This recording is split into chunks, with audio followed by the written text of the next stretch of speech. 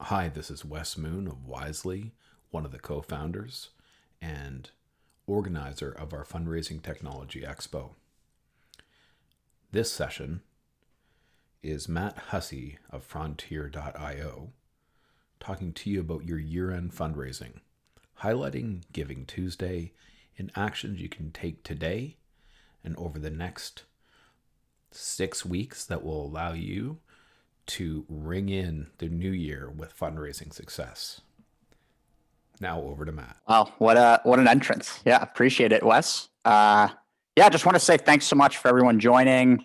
I'm really excited. Obviously, I'm going to be talking about year-end fundraising primarily from an online perspective, and unfortunately, not too much on social. I think Alex covered that really well. I'll be kind of a bit on the flip side, more on the email fundraising and just kind of websites as a whole, kind of being my primary focus, as well as just direct response fundraising, print being a main component as well. So even in terms of kind of the format of today, I think this quote sums it up nicely. As to methods, there may be a million and then some, but principles are few. The charity, and I inserted them in the quote, that who grasps the principles can successfully select their own methods, but the charity who tries methods without ignoring the principles is, sure to have trouble.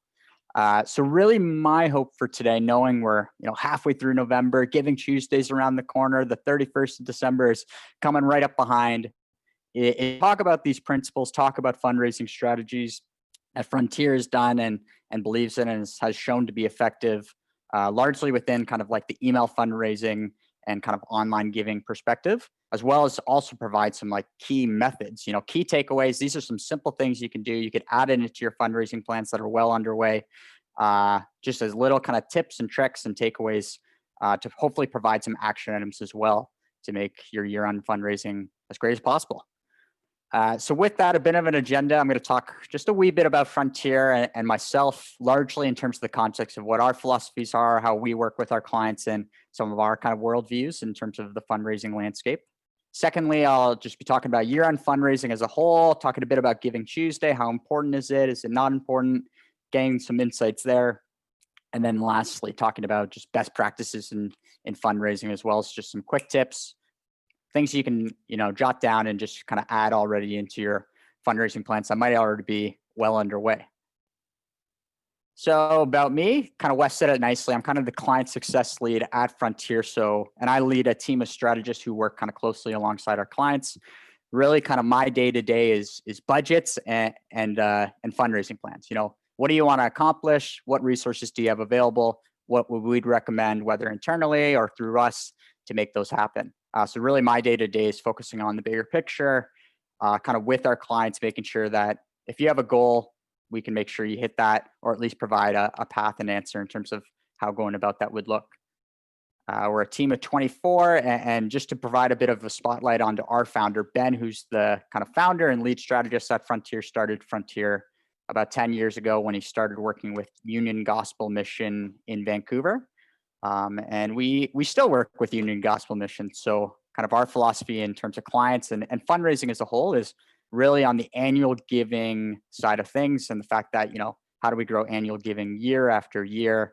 And as a result, a lot of our kind of work is partnering with clients on a year over year basis and less so on kind of one-off projects.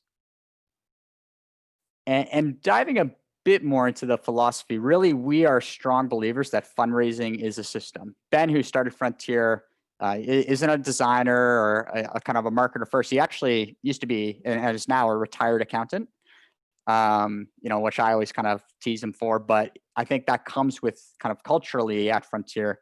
We really believe that if you want to grow, fundraising can be a vending machine. You just got to kind of understand the principles and how it works as a system in order to put $5 in and get $10 back.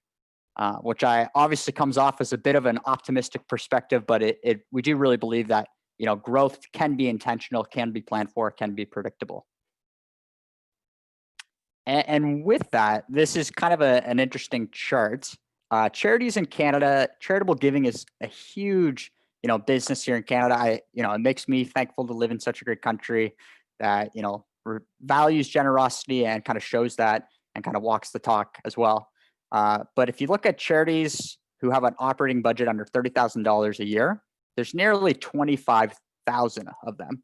And those who are kind of 5 million plus, that's pretty like a mid-sized to larger sized charity. There's already over 3,500.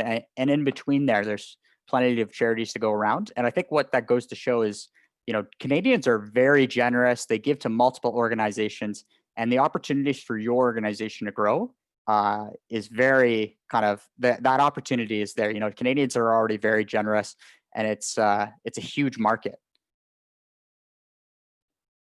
And the last thing I'll talk about more in terms of principles and mindset and kind of like, how should I kind of list where I may be coming from in terms of kind of my fundraising kind of beliefs and value kind of in terms of things to take away is the one thing to be careful, especially with, this time of year, some of these things might be a bit more rushed. It's busy, is not all the time, but sometimes average gift and response rate can have a bit of a push and pull effect.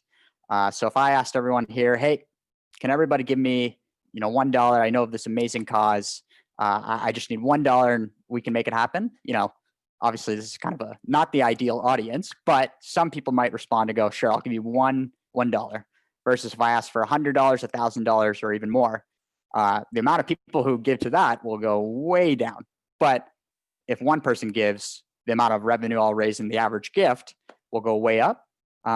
So with everything we do today, we just have to be careful of understanding, what do we want to do? Do we want to grow revenue, or do we want to increase the amount of donors or donations?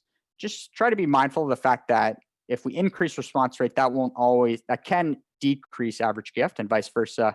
And what we're trying to do is just find that kind of healthy balance. And a lot of the things I'll be talking about today hopefully increase both of these. They have a kind of a positive effect on both. And obviously that's just a win-win for revenue as well. So jumping in to kind of year end, and Wes, I kind of gave him full consent. If you have questions, put them in the chat kind of while I'm going through here, and I'll hopefully offer some pauses so he can jump in. I've got my first question, Matt, if you can go please. back to that slide there. Yeah. I'm going to put you right on the spot. Please do. No, the next one. Just keeping you on the one with the backpack and the green. Oh, this one. Yes. This one. There, I do not know how to pronounce the brand, that backpack brand. Do you have it? I do not. I think it was, this is some classic stock photography. And I think this was even, I think, before this backpack became all the rage amongst, the Gen Zers and so on. So it was kind of funny doing, client presentations afterwards. And they're like, oh, why do you have that backpack? Like my kid has it or so on. So yeah, they've become all the rage, but we just happened to pick this stock photo like maybe 6 months before it just kind of totally blew up. Always ahead of the curve. You got it. Exactly. So let's talk about year end. So for us at Frontier, 40% of donations in 2019 came in the month of December, nearly half.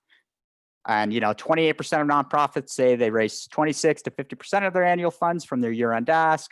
Half of nonprofits say the majority of their funds come from their annual giving kind of the last 3 months of the year, blah, blah, blah, blah, blah. I think we all can understand why this part of the year is so important. I think the one thing I'd stress is if this doesn't look like your organization, like maybe you have funds more come at fiscal year end or other campaigns throughout the year, what I'd state here is this is a big opportunity for you to kind of realize that if December isn't as big of a deal compared to maybe your peers, that's not to say we should just focus on December. Obviously, the more balanced revenue we can get, the better. But most charitable organizations follow a similar path. So there may be an opportunity here for you to kind of focus on December this time around to grow your revenue even more so, just by kind of feeding into the system that is already so effective.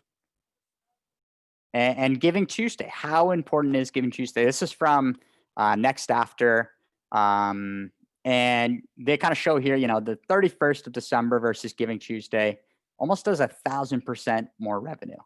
And after the 25th, takes up the bulk of kind of year-end revenue and online giving. I think the point here is not to say Giving Tuesday isn't important. Giving Tuesday, this is my approach, does have a value proposition. Be part of something. Lots of people are giving today. You can be part of our success, kind of this Giving Tuesday. It does kind of provide donors that value proposition. But the primary goal should really be on the 31st and focusing on how does Giving Tuesday play into that year-end campaign kind of strategy.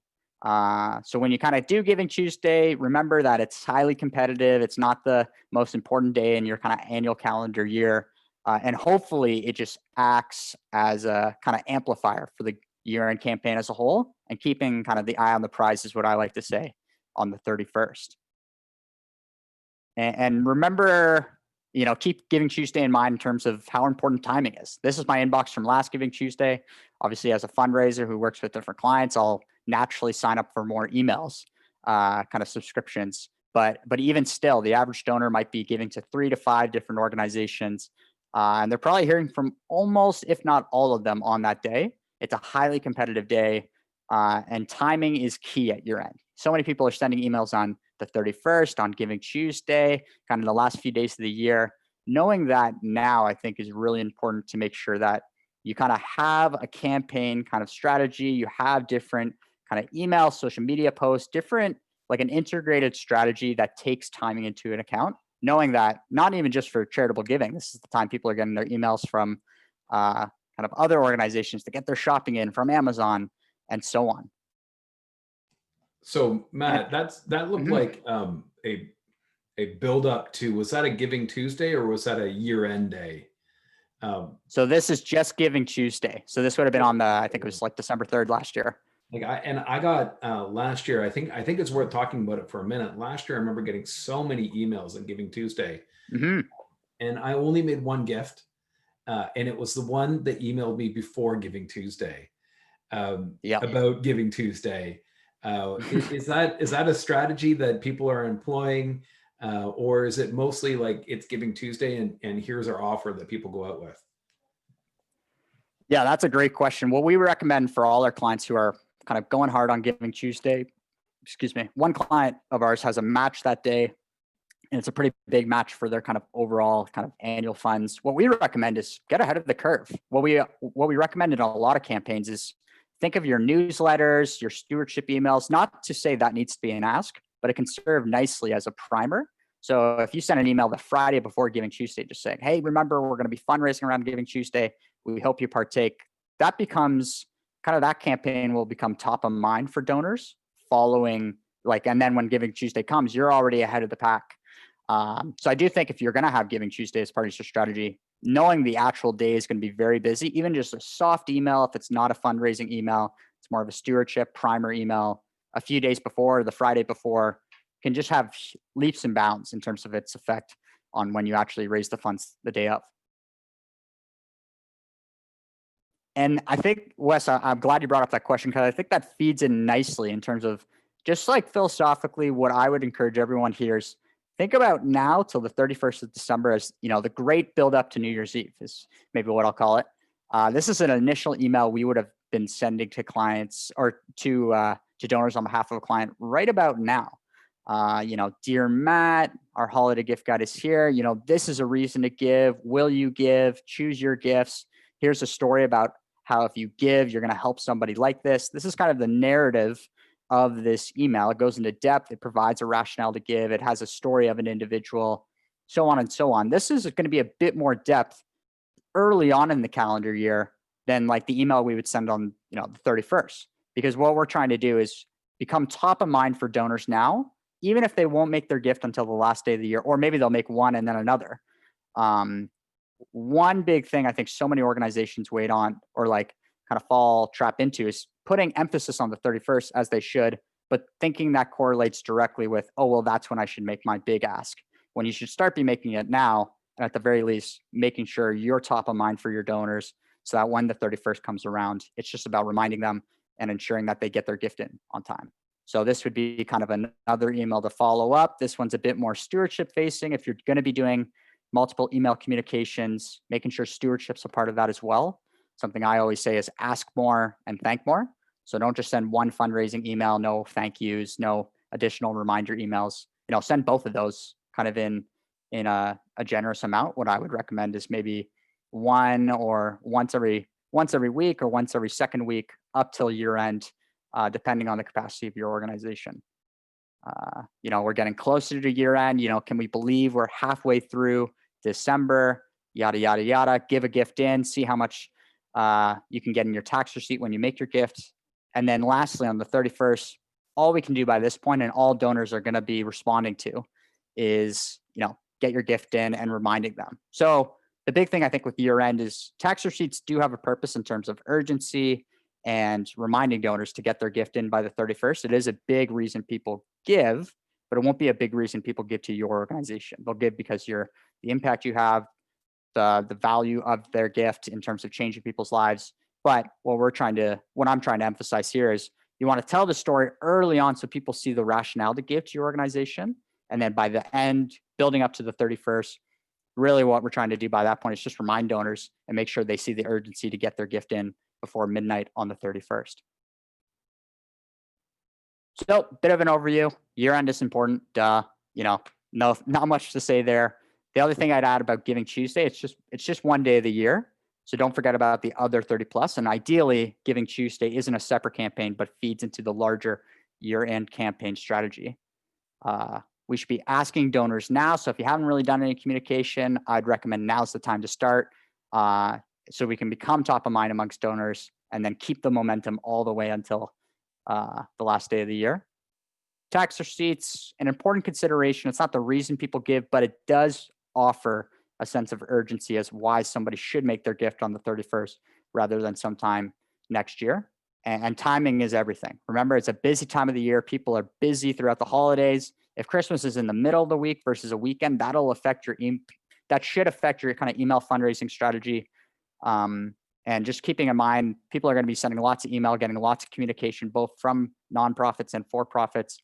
So think about times where you can kind of beat the crowd and stand out and kind of live in a blue ocean versus a red ocean, if you're kind of familiar with that marketing principle. So we got some do's and don'ts. I think one question popped up, Wes. Should we quickly answer that, or what do you think? Yes. I was actually listening to your presentation and not looking at the questions. I'm sorry. No, it's all good. This question's about year-end giving and the carrot of tax receipts. Does that diminish by generation? So do you see it as important for each of the different generations, or perhaps maybe a different way to put it? Generations, like as they age, or as people age, is there sort of a peak when that tax receipt is most important, and when it doesn't really matter? Yeah, that's a great question. I do think there's, and this is me speculating versus going off any particular data sets, but I think it is fair to say that, older generations, especially retirees, those that have a more robust financial planning process, are going to care more about, tax receiving versus, me, who might just be giving more so in spite of the fact that I was really emotionally provoked by a story and want to be a part of the solution.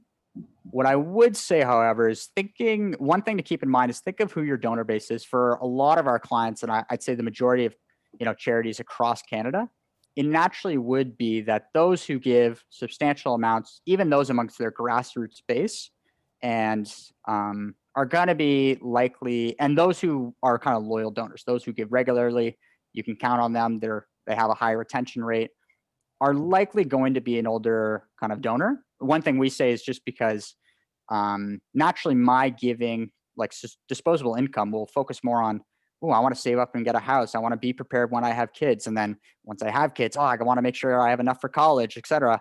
And then I think that does change quite a bit once the kids leave, you're a bit older, you've built up wealth, which I think is an important consideration, that, the financial process in terms of being more generous will not just naturally, you'll be more generous donor than maybe me, based on kind of where we are in life.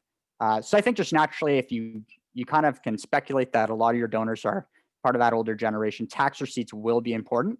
And if anything, you just hopefully would use a language that you don't stress the tax receipt as why somebody would give, but just to add a bit of sense of urgency as why they should give before the 31st.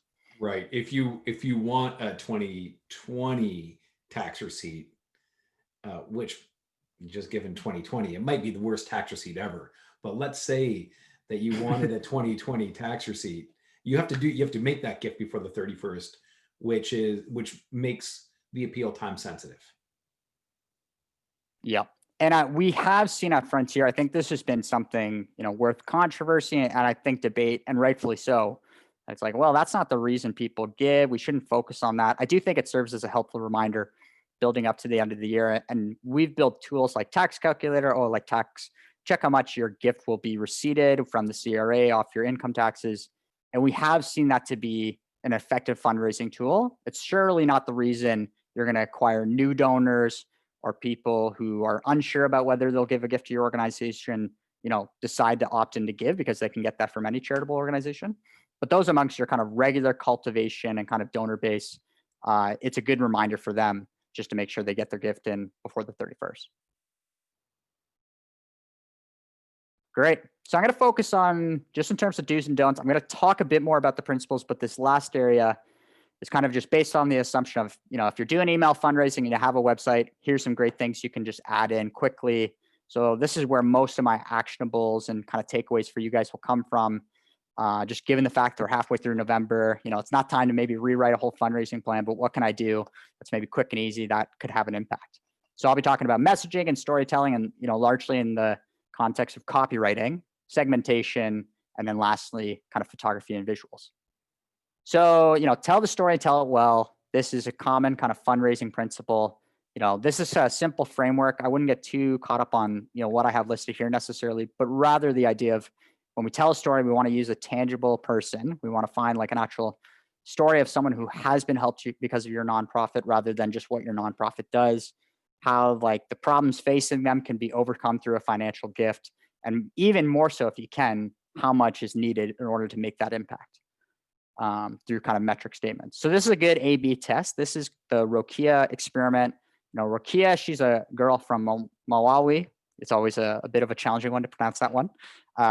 Extremely poor, yada, yada. This is a story of an identifiable life versus the split test was like a more of a detailed letter talking about the poverty, the situation of her and many others, more in the larger context of why that organization works there, the impact they're trying to make. A little less donor centric. And what we see is, the identifiable life, when we use a story, that raises more money. And we don't need to worry too much about donations in dollars, the y-axis, knowing it's just, more money is really all that matters here. But one thing I think that's really important, especially in the age of COVID, is like, well, we want to talk about the stats. What if we do that with the story and the stats? What if we just blend them and make, the best of both worlds? And what we see is, even when we do that, that's better than the statistical kind of life or story. It's still not better than the identifiable life kind of on its own. So, and that's not to say don't talk about COVID and its negative impacts it might have had on your organization, but don't focus in on the stats or the facts, but instead just focus in on the story and put in place how COVID has made that story for that individual or for that project more difficult. And when you can use like an actual identifiable life with a name and their images. So that's a really important consideration is remember the story. And even if you kind of add in stats to the story, thinking you're just going to get the best of both, that's actually not the best practice. One thing we say often is, talk to your donors if they're sixth graders. And that's not to diminish them or their intelligence, but the reason we give is because we become emotionally provoked. Oh, there's this person I can help if I give $50, rather than us trying to understand the problem. And that's really important in terms of writing your copy, especially in the age of COVID, where things have gotten, on the program size, really complicated, really statistically like hard to understand and hard to explain. But the best we can, just kind of limit it to the story, kind of for our donor facing communication, the better. And with that, it's also kind of keep in mind metrics and if you have these available. So for those that don't use metrics, it's pretty much just to say, hey, if you give $10, that'll provide, let's say, a class for somebody, on how to kind of avoid human trafficking. If you're working in an area focused on human trafficking or kind of like exploitation. So these are a couple examples of what we're trying to do. $31 provides 10 meals to the folks we both want to help. $42 provides a lesson to that kid you teared up reading about. $53 ensures another family gets a night of rest we both agree to deserve. So obviously don't write your metric statements like this, but think about how the donor is looking at this problem, looking at your organization going, how much is needed to help? What do I need to do in order to help this? And when you write a good story, ideally you have an amount that kind of correlates to how much is needed to solve that problem to make an impact in that story or the story that so many others are facing. And this is another good example. If your metrics are abstract, maybe they have cents, it's not pretty, it's not $50 even, it's complicated amounts, use those. This is for meals, and meals don't add up perfectly in terms of when they're ordering the food and kind of processing it. So just think about the fact that that makes that more tangible for the donor, which is what we're trying to do when we kind of use abstract amounts, especially if that's reflective of the complicated nature that is in terms of making an impact for an individual. One other takeaway, this is moving on to a separate point, is use amplifiers in your copy if you can. You absolutely need to hear this completely true story of utterly meaningful content. I think of when I was around the campfire as a kid and, somebody's kind of telling a story, I'm leaning in a bit, and they're using amplifiers to really get the point across and make the story as engaging as possible. The donors, we want them when they're reading an appeal or reading an email or kind of listening to you to also kind of have that lean in effect and feel that magnitude and engagement while listening to that story. So that's messaging. The next two sections are a bit quicker. I realize we're kind of running out of time here. And we're going to talk a bit more about segmentation. So segment by donor type. So what is donor, what segment should I use? What is segmentation? Segmentation is just, grouping out donors so that you can talk to them in a special way is kind of the context of how I'm speaking about it here. So think about your different donor types and how you can talk to them using kind of different copy in different emails, kind of to be more reflective of their giving. Are they new? Are they lapsed? Are they monthly or frequent? If they're new, we're going to say, welcome, thank you so much for giving. We want you to be a part of this family of donors. Or if they give often, we might want to be a bit more stewardship and a softer ask saying, thank you so much. Would you go a bit above and beyond this time around? Or if they're lapsed, come back. We want you here. We need you. We can do so much more with your help. The more you can speak to donors through kind of copywriting or to them specifically through different kind of emails sent to different audiences, the more impact you're going to have in terms of talking to them in the best way possible. And one simple way you can do that, not necessarily in your copywriting, but in your ask amounts. So if you have a checkout page, it's different for everyone. So if this doesn't apply to you, don't go through the technical headache that might be come up. But for some, like Luminate and others, you might be able to just quickly duplicate your checkout and then send different donors to the different ones. So we did this for kind of higher levels of giving versus more grassroots. And all we did was change the ask amounts from 100, 250, 500, 1,000 to 50, 100, 250, 500. And all you need to do here is just duplicate the email you were going to send to everyone anyways, and just give them two different links to go about it. And another really good use of this would be for your lapsed. So one, going back to that average gift and response rate, what we might want to do with lapses, we just want to bring them back in. We don't care if they give a little bit or a lot. We're just trying to get them back into the fold. Let's maybe duplicate our checkout page, put very low ask amounts, like maybe 25 versus 50, so that it's an easy way back in. And then if they give that gift, then we'll worry about upgrading them later on. So some checkouts make this super easy, some don't. Kind of look at your system and see if it's possible. One other segment that is super valuable is what we call Labunti. It's last year, but unfortunately not this year. So what that means is if you have a group of donors who maybe gave last year to your year-end campaign, but haven't given this year, this is a great group to catch before they kind of lapse or go kind of leave your active donor base. So we did this for kind of a match campaign. We made it a more scaled back email, more personalized, just saying, you gave last year to this match campaign. Will you give again? Please, we want your gift, and make the most of this opportunity. Talk to them in a special way. We knew they already cared about the cause, but we just needed to remind them and make that kind of push to catch them before they lapsed again. And the great thing about a technique like this is this group of donors clicked through the email and opened it more than the rest of the donor base. And even in terms of the fundraising, they gave higher average amounts compared to the majority of other segments, and more of them responded. So what that did is we caught donors before they lapsed, we increased average gift, and we increased the response rate as well. And just ultimately that just increased net revenue while also making sure that we're keeping the donor base as great as possible from those who might not retain year over year. Another quick thing you can do that's super easy and a super effective way to just like kind of something you can add into your email fundraising program is send a forward email or an afternoon resend. So if you don't know how to send a forward email, depending if you use MailChimp, Campaign Monitor, whatever it might be, there's a lot of tutorials out there in terms of how do you design and build an email like this. But this is a really good way to just like, rather than design a whole new email, just provide some copy, resend the one email you've already sent, and just give them that nice reminder like we were talking about at the start. If this isn't possible, another great thing you do is just send the exact same email to those who didn't open it again in the afternoon if you send it in the morning. And that's just a good way to go. Most people, if they don't want to be on your email list, they will get off. They'll go to the bottom of it and they'll unsubscribe. But a lot of people, we just are bombarded with emails. We need more emails than maybe mail in order to kind of make an impact or kind of convert. So this is a simple thing you can do without having to create a brand new email. Just resend the exact same email to those who didn't open it in the afternoon, and you're just going to increase the amount of revenue from that one email even more so.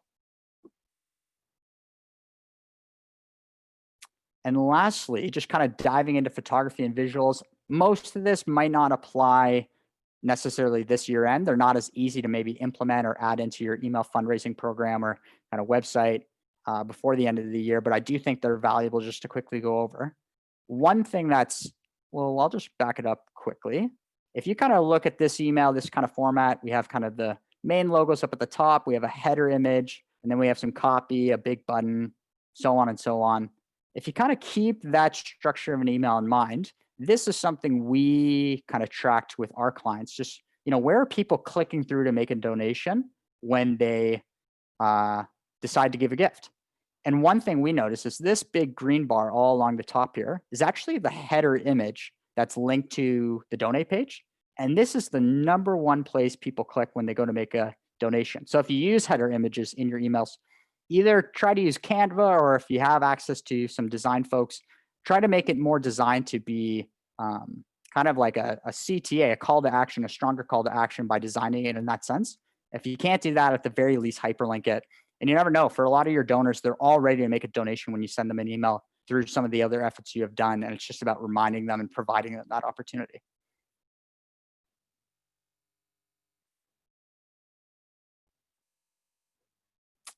Lastly, or just second last here, just one thing, if you haven't sent a mailer yet this year, or you're already working for your one for next year, or you don't do mailers at all, one thing to keep in mind, but thought about it, is master the outer envelope. The outer envelope has just become the gateway into your appeal, and it's just become so important in direct mail. Provide value propositions, and where possible, kind of use clickbait sort of language. So if you think of articles, if you've been in the news cycles like me with all this US election stuff, just providing ways that provide like little insights as why does somebody should open up your direct mail piece can be a really effective way to kind of get more people to open it, engage with it, and hopefully go on to make a donation. So this one here, top 10 ways the why makes a difference. What are the 10 ways? I want to learn about that, know what that is. That kind of falls into that maybe clickbait sort of language that it can also be used in your direct mail.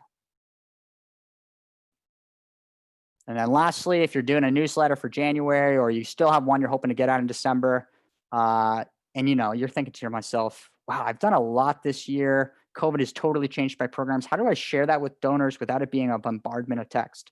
A photo essay is a great way to do that. Just kind of add some photos in, kind of show me what my gifts have done in a changing climate or throughout the year without it being too text heavy. And the great thing about something like this is if I'm engaged, I can dive in deeper and read more about the different changes being made. But if I'm just more of kind of a grassroots donor, I just kind of know your organization does good things, but not too much.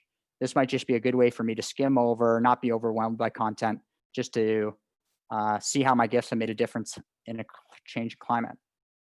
And then lastly, just to wrap up, and then I think we might have a minute or so for Q&A, where you can use really good photography that it goes back to that emotionally provoking kind of feelings we want donors to have. So if you have photos that engage with kind of the donor by making eye contact, use those as much as possible. Those are going to be far more valuable than photos of clients looking away, or just even if it's the actual work itself. What we're trying to do is tell a good story and use a photo to make that identifiable life, what we talked about at the start, really clear for the donor. So just keep in mind, we want to use like photos like this where we can, that provoke and hopefully make us go, who is that person? Why should I be reading about them? What kind of problems are they facing kind of when we're communicating with donors? And I think that's it. Wes, I think I took us right up to the hour here. Do we have any Q questions or time for that? Yeah, I definitely want to open it up to questions. I think we have a little bit of time here without any real issue whatsoever. We've made a couple of brief changes to the schedule. In turn, Alex actually had a great suggestion, Matt, as we were looking at this. You're making beautiful pieces of mail and you're sending them out. A way to pile onto that is, post to Instagram about those beautiful things. Multi-channel marketing. Yeah. Well, that's a great point. And I think even, I think a lot of what we encourage our organizations to do is, going back to that idea of a primer, going, hey, we just sent out our newsletter. Keep an eye on your inbox or in your kind of in your postage. It'll be coming in the next kind of week or so. That's just a good way to engage on those who are super active on kind of your social media and very engaged, and they want to get that content. So I totally agree. Well said. Yeah. Just to prove a point, like this isn't new. I used to, in the early 2000s, send a postcard telling people I was going to call them because it had a very significant impact on A, if they answered, and B, if they gave. Yeah, no, absolutely. Well said. Yeah. Not new at all. Last chance to ask Matthew a couple questions. We have, a direct response expert on the line, and it's year end. Give you a couple of seconds to type something out or raise your hand. All right. So what I'm going to do now is start to move into sort of our change schedule. So we're going to do networking sessions. Sorry, Wes. Yep. I was just going to quickly, if anybody wants any more information on kind of digital kind of and online giving, we wrote a study and you can check it out at digitalcharity.ca. Wes kind of teased, but we also have a podcast as well. Go to frontier.ifm. And our goal is just to make fundraising as accessible as possible. If you're interested in kind of learning more, hearing more about our philosophies, and then please email me, connect with me, follow up with Frontier.io. If there's anything you don't agree with or you want clarity on, you guys all deserve to be successful. So, us at Frontier are an open book. So please reach out if need be.